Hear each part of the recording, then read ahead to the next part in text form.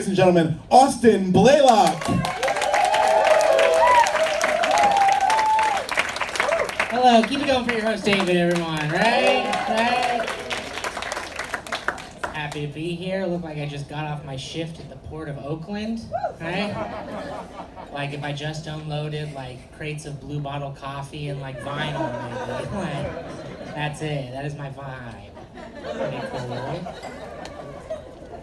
It's not true. I showed too much ankle for someone to work a manual labor job. It's a big no-no there, big no-no. That's cool though, that's cool. Here's a little bit about me. I have 7 brothers. Anyone else in here have 7 brothers from my father? No? Just me? Oh, amazing concept, right? Not even religious or anything. My dad's just like, really fun, I guess. Cool guy. Cool guy.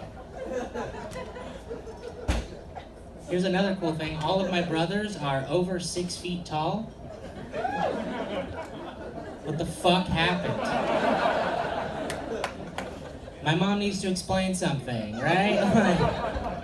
I like to imagine my family was like, hey, what if we just didn't give this one any vegetables at all?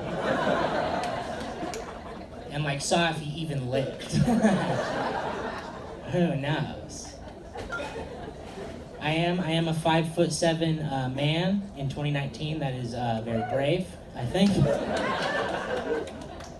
Thank you, thank you. It is not the coolest thing in the world right now to be a 5'7" man, unless you want to date women, which I don't seem like I do anyway. So who cares? Sort of a non-issue for me.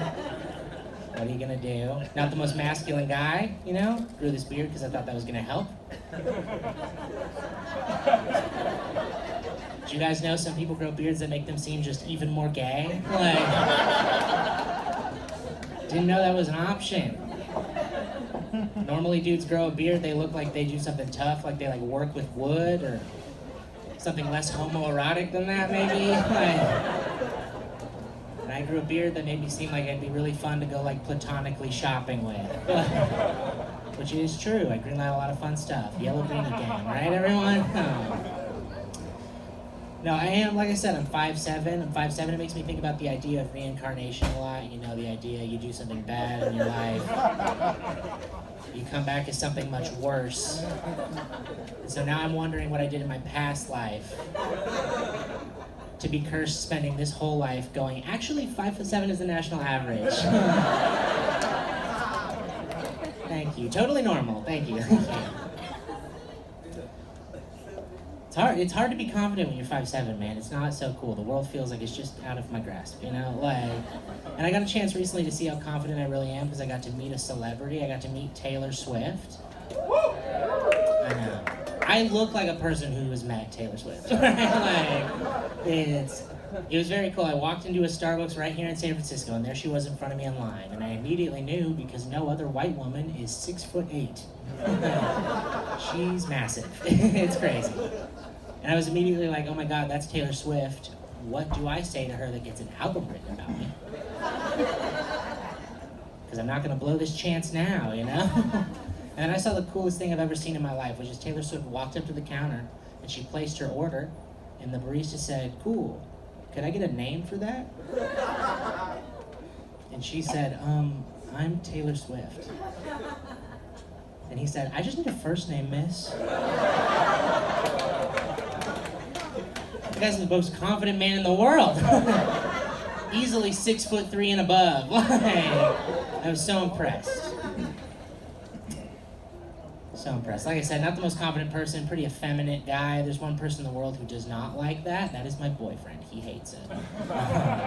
Just kidding. It's my father. Who'd have guessed? He was like, all the other ones are huge. What the fuck? No, my dad's not a big fan of my whole vibe. He's from Missouri. Got an old-fashioned dad. Now, if you guys want to in your head right now, imagine a man from Missouri. Don't change anything, you're right.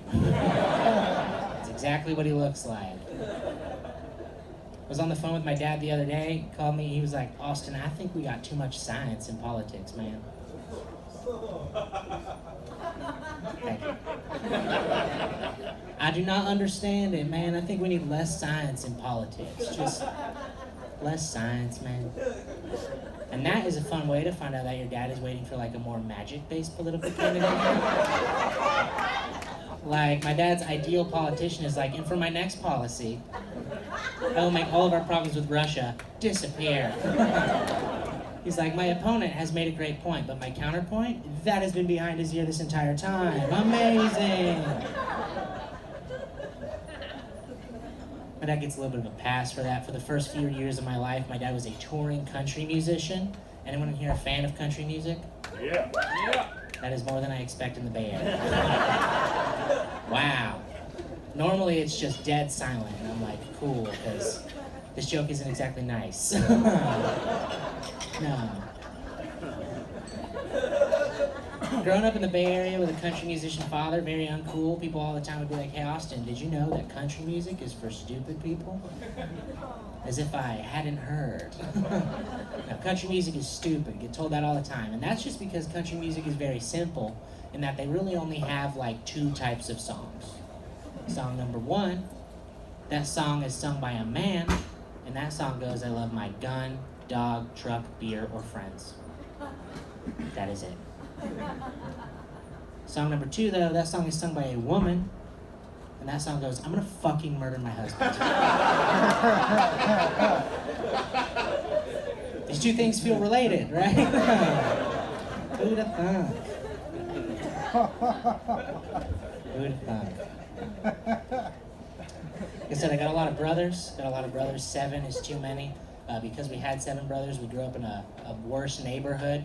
I don't know if you guys know this, if you have 7 kids, you do not also have money. So now those 2 things don't equate. I should address that. I do not look like someone who has ever lived in a bad neighborhood until like I moved there as an adult to like open a coffee shop there or something. But I did, and one rule that we had growing up, like the biggest rule that we had was that we could not play in our front yard because it was too dangerous. And so I would play out there like every single day because I was really cool. And one day I was out there and I was all alone. This man came up to me and he was like, hey, I work for Dreyer's Ice Cream. And we just came out with a new flavor of ice cream. Do you want to try it? I know. And I was like, hell yeah, I do.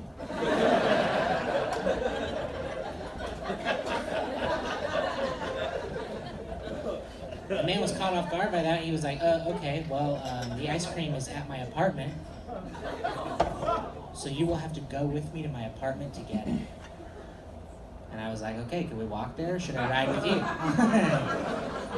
And then I went with that dude to his apartment, and he gave me ice cream.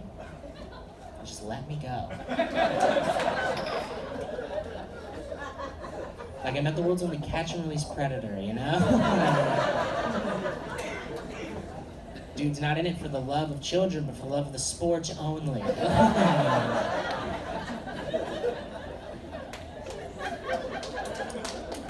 Thank you, yeah, I'm here and I'm alive. Who'd have thunk? Almost lost my virginity that day. Would have been a lot cooler, maybe. No. Like I said, I got a lot of brothers. One thing I was not anticipating is watching my younger brothers grow to be like functioning adult men. For example, one of my younger brothers just turned 18, moved out of the house. Very proud of him. He's going to Chico State, so I could be like more proud.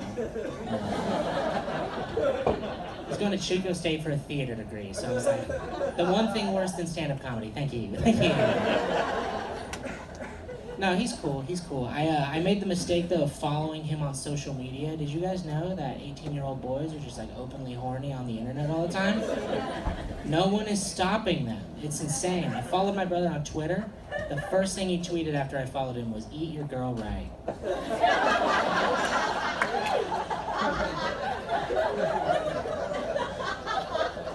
A great sentiment if you are not an 18-year-old boy.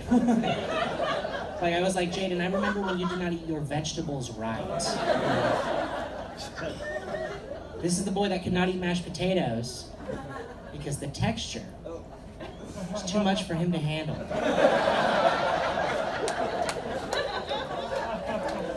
Now I'm supposed to believe he's graduated to maybe the most complex texture in the world? I don't think so. My name's Austin Blaylock. Give it up for your host. You guys are great. Thank you. Austin Blaylock! All right. You guys, if you sign up for our email list after the show, Austin will give you his brother's Twitter handle. You're welcome. I'm super